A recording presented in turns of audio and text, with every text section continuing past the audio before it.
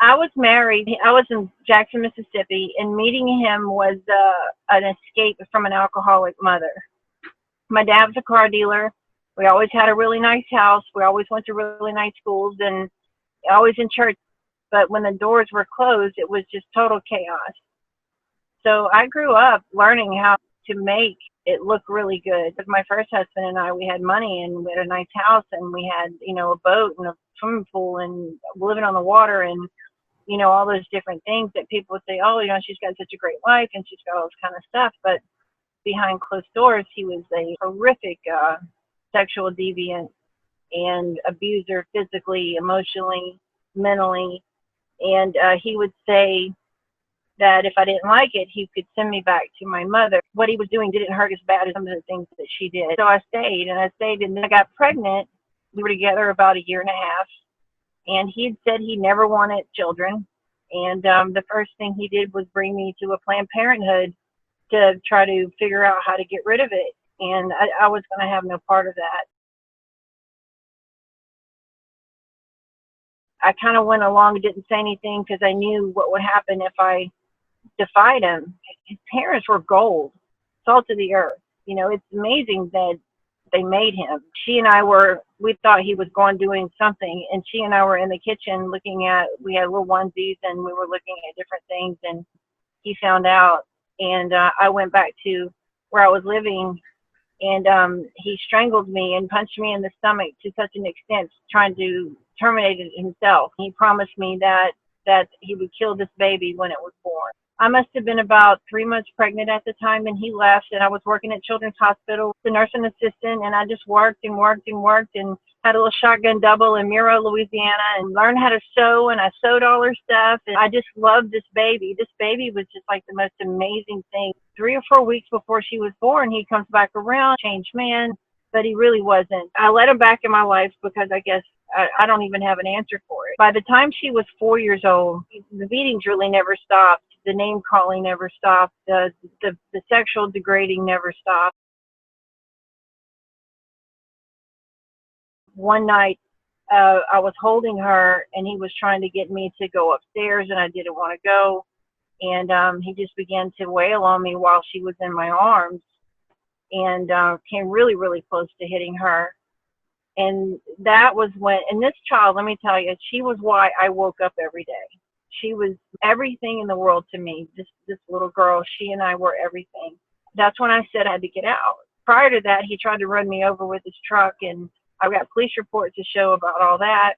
Didn't do any time or go to jail or anything, because they knew a lot of law enforcement. I told him I was leaving. He says he would kill us both, and I never forgot what he told me on that beating, and I believed him. I knew that he would never harm her if she was with his parents. And so I made the decision to turn over custody of her to the parents because I just wanted her to be safe. Of course, I missed her like crazy. I started drinking, which I said I never would, but I started because of my mother. I started drinking and meeting the people that drink, and then people that drink, a lot of times they do drugs, and then it spirals. The thought that I couldn't drink, smoke, do drugs, or make go away was that Allie thought that I abandoned her. She loved me as much as I loved her. And as hard as I tried, no matter what I did, I couldn't shake it. Your friend levels start doing this. They start going down, down. The worst drug in the world is crack cocaine. I haven't done all of them, but that's the one that affected my life the most. This whole period of time that I was out there was probably about 9 months. It wasn't a big part of my life. And I spiraled very, very fast. And I met a lot of people and was partying in the French Quarter. And this girl, she says, everything that we're doing right now, you can still do and get money at the end of the night. And I'm thinking, what are you talking about? She says, well, I work for an escort service, and it's a lot of money, and you're doing this anyway for free, because I was partying really hard in the French Quarter. I took her up on her offer and started out with an escort service. And that itself makes you feel, you think that money or whatever doesn't leave you with a very good feeling after. So then you go do more drugs and more drugs.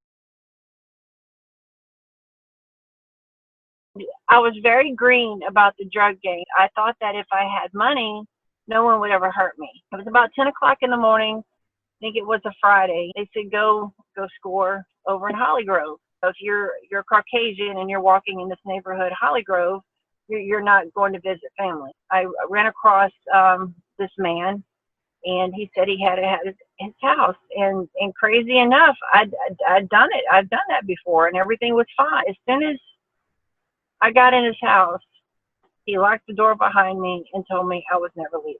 I just knew that the people that did love me, that was telling me if I didn't stop what I was doing, that this was going to happen or something worse. So I began to try talk my way out of it. I can get you more money. I can do whatever. Nothing that I could say or beg or cry would make him stop. And this man had been doing drugs himself. And when men do this type of drug, their parts don't work. Just these 2 days that I was there, I was raped with a plunger handle and a piece of wood. And when I tried to scream, that's when he broke my jaw. We're getting into probably the early hours of Saturday morning. This has been just like nonstop. He kept telling me that he was going to kill me on Sunday because he had to go to work on Monday. And so now I have a broken jaw. I'm in so much pain. My hair from the back was just completely matted. You saw the pictures of my face from being beaten in the face and everything. It was like a little small room and a little bathroom kind of connected to it. And I went into the bathroom, and I've been knowing the Lord for a long time, just because that we go off the beaten path or go off a way or even go way down like I did, my 100% belief, he never leaves us. He doesn't mess with our free will, but he doesn't leave us. And I hear this voice inside that says, pick the screen away from the window.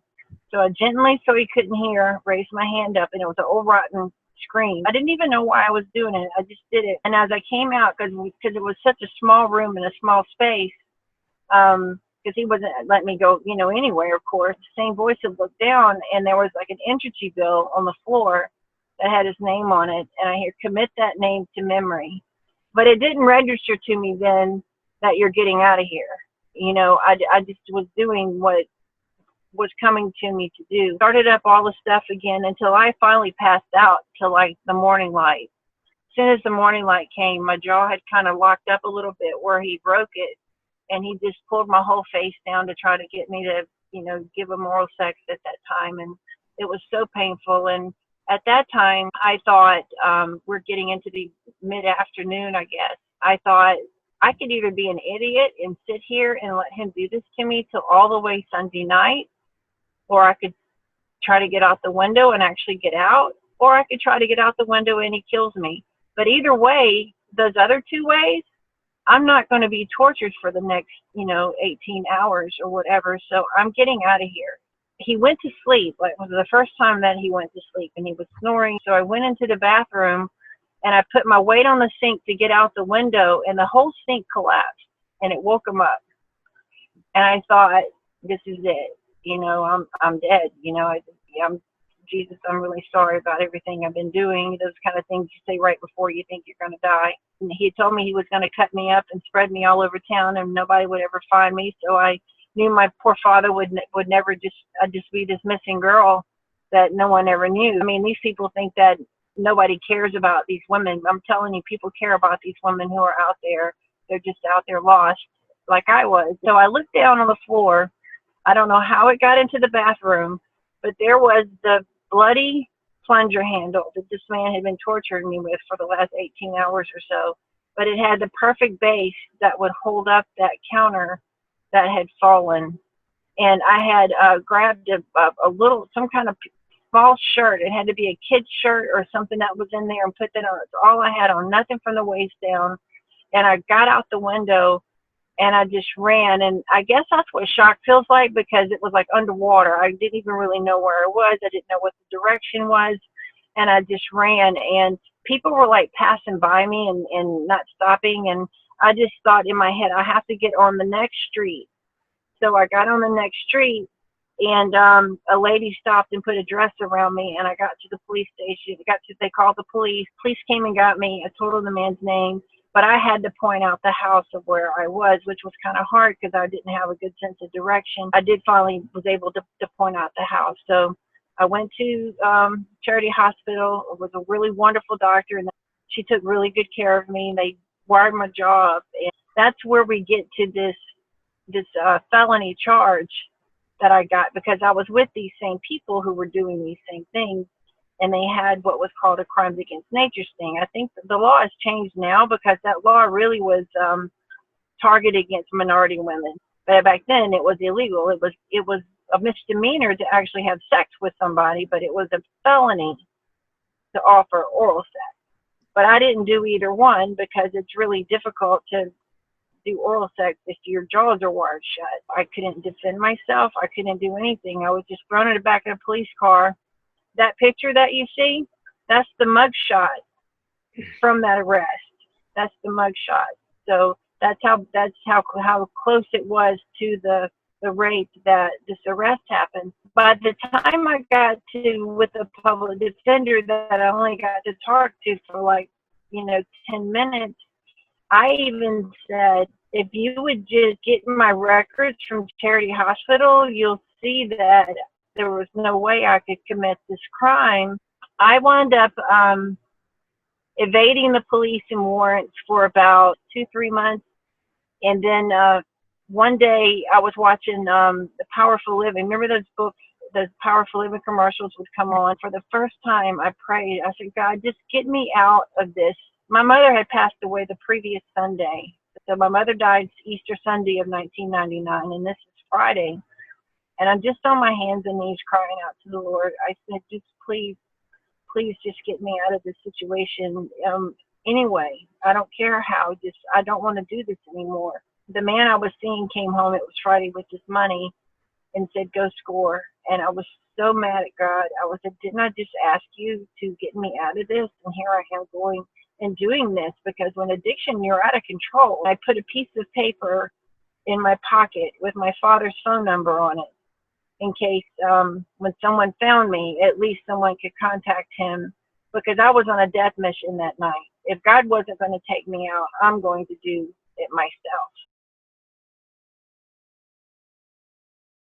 Before I could get to the place I was going, that I knew was like one of the most super dangerous parts of New Orleans that you could even attempt to try to penetrate and go in, these cops stopped me and asked me, aren't you the girl that had the wires in her mouth? And at first I said no, and then I just stopped, and I realized that God was saving me.